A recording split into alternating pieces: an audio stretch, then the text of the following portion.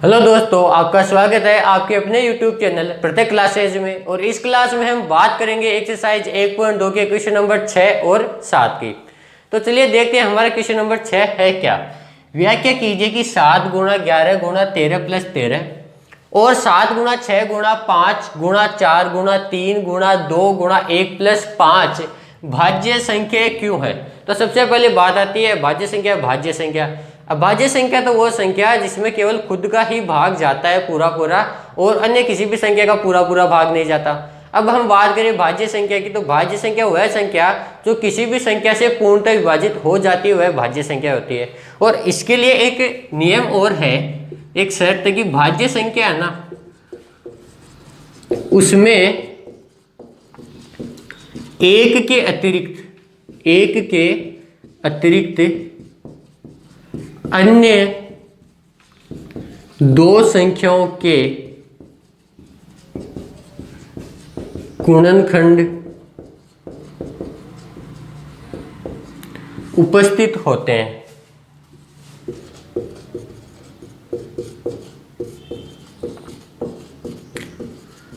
अब जैसे कि अभाज्य संख्या है, जैसे कि मान ली अभाज्य संख्या 5 है। अब इसका गुणनखंड क्या होगा, या तो 1 होगा या 5 होगा। टोटली इसमें 2 ही गुणनखंड होंगे, ठीक है। इसके बाद में देखिए भाज्य संख्या में हमने क्या लिखे कि इसमें 1 के अतिरिक्त अन्य 2 संख्याओं के गुणनखंड भी उपस्थित होंगे। कहने का मतलब क्या है, जैसे कि 6 है तो 6 का जब हम अभाज्य गुणनखंड करेंगे तो इसमें गुणनखंड क्या बनेंगे, 2 गुणा 3 और 1 भी। तो 1 के अतिरिक्त 2 संख्याओं के और गुणनखंड बन रहे हैं, तो 6 भाज्य संख्या है। तो ये तो था इनमें अंतर। अब इसी के द्वारा हम ये क्वेश्चन है सोल्व करेंगे, जो कि हमें इक्वेशंस दी गई है ऊपर। तो सबसे पहले दिया गया है 7 गुणा 11 गुणा 13 प्लस 13, ठीक है। अब देखिए यहाँ पे 13 दोनों में कॉमन आ रहा है, ये जोड़ में और ये सभी गुणा में, तो 13 कॉमन ले लेता हूं मैं। तो ये क्या हो गया, 7 गुणा 11, 13 बाहर चला गया प्लस 1, तो 13 11 और 7 को गुणा करने पर 77, 77 प्लस 1 78। तो 78 और 13 को हम गुणा कर लेते हैं। 8 3 24 हासिल 2, 7 3 21 और 2 23, ये 8 और 7, तो 4 8 और 3 11 हासिल 1 7 और 3 10, तो ये आया 1014। अब देखिए यहाँ पे हमें बताना केवल इतना है, ये मैंने आगे तक सोल्व कर दिया। वैसे हमें केवल इतना बताना है कि ये भाज्य संख्या क्यों। अब क्यों है, क्योंकि इनमें एक के अतिरिक्त 2 संख्याओं का गुणनखंड उपस्थित है, तो ये अभाज्य संख्या है। ये तो हमने इसकी जांच कर ली, जो कि हमारी कंप्लीट हो चुकी है। अब इसके बाद में बारी आती है अगले इक्वेशन की। तो जो अगला इक्वेशन है वो हमें दिया गया है 7 गुणा 6 गुणा 5 गुणा 4 गुणा 3 गुणा 2 गुणा 1 प्लस 5। अब ये सभी तो गुणा में और ये प्लस में। अब इनमें कॉमन आ रहा है क्या, 5। हाँ, यहाँ पे भी 5 और यहाँ पे भी 5 है, तो कॉमन हम ले सकते हैं। तो ये 5 कॉमन आ गया, तो क्या बचा 7 गुणा 6 गुणा 4 गुणा 3 गुणा 2 गुणा 1, और ये प्लस 1 भी इसमें ही आएगा। अब इसको हम सरल करें तो देखिए 7 और 6 को गुणा करने पर 42, 4 3 12, 12 दूनी 24 प्लस 1। तो अब हम 42 और 24 को गुणा कर लेते हैं।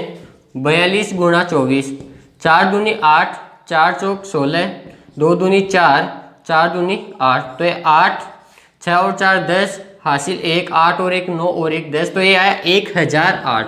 अब 1008 यहाँ पे और प्लस 1, तो ये हो गया 1009। तो ये गुणनखंड है 5 गुणा 1009। तो ये भी एक के अतिरिक्त 2 अन्य संख्याओं का गुणनखंड है, तो ये भी भाज्य संख्या है जिसकी हमने जांच कर ली है, और हमें बस यही करना था। तो दोस्तों ये तो आपका क्वेश्चन नंबर 6 कंप्लीट हुआ। अब हम देखेंगे क्वेश्चन नंबर 7। तो दोस्तों ये है आपका क्वेश्चन नंबर 7, जो कि दिया गया है किसी खेल मैदान के चारों ओर एक वर्ताकार पथ है। कोई खेल मैदान है जिसके चारों ओर एक वर्ताकार पथ है। इस मैदान के एक चक्कर लगाने में सोनिया को 18 मिनट लगते हैं, जबकि इसी मैदान का एक चक्कर लगाने के लिए रवि को 12 मिनट लगते हैं। मान लीजिए वे दोनों एक ही दिशा में चलते हैं, कितने समय बाद वे पुनः प्रारंभिक स्थान पर मिलेंगे। तो ये कोई वर्ताकार पथ है खेल मैदान के चारों ओर। मान लिया हमने कि वो इस बिंदु से दौड़ना प्रारंभ करते हैं। तो जो सोनिया है उसको वापस इस बिंदु पर आने तक कितने मिनट लगेंगे? 18 मिनट लगेंगे। और इस बिंदु से जब रवि दौड़ेगा तो इसी बिंदु पर आने के लिए रवि को केवल 12 मिनट लगते हैं। तो रवि वो थोड़ा तेज दौड़ता है। अब जब सोनिया एक चक्कर काटेगी, इतने में रवि 1.5 चक्कर या 2 चक्कर काट लेगा, मतलब कि सोनिया से ज्यादा ही चक्कर काटेगा। तो देखिए, अब इस बिंदु तक आने के लिए उनको एक ही समय पर हमें दिया गया कि दोनों कितने समय बाद, मतलब एक ही समय पर वापस इसी बिंदु पर मिलते हैं। तो इसके लिए उनको एक अधिकतम समय लगेगा। तो इसके लिए हम निकालेंगे इसका एलसीएम। तो देखिए, एक तो है हमारे पास 12 मिनट और एक है 18 मिनट। तो 2 का भाग 12 में देने पर 6 और 6 में 2 का भाग देने पर 3 और 3 का भाग 3 में 1 बार। 2 का भाग 18 में 9 बार, 9 में 3 का भाग 3 बार और 3 में 3 का भाग 1 बार। अब हम लिखेंगे 2 की घात 2 गुणा 3 बराबर 12 और 2 गुणा 3 की घात 2 बराबर 18। अब हमें पता है कि जब हम एलसीएम निकालते हैं तो हम अधिकतम घात लेते हैं। तो 2 की अधिकतम घात कितनी है? एलसीएम के लिए 2 की अधिकतम घात है 2 और 3 की अधिकतम घात है 2। तो 2 की घात 2 मतलब 4 और 3 की घात 2 मतलब 9।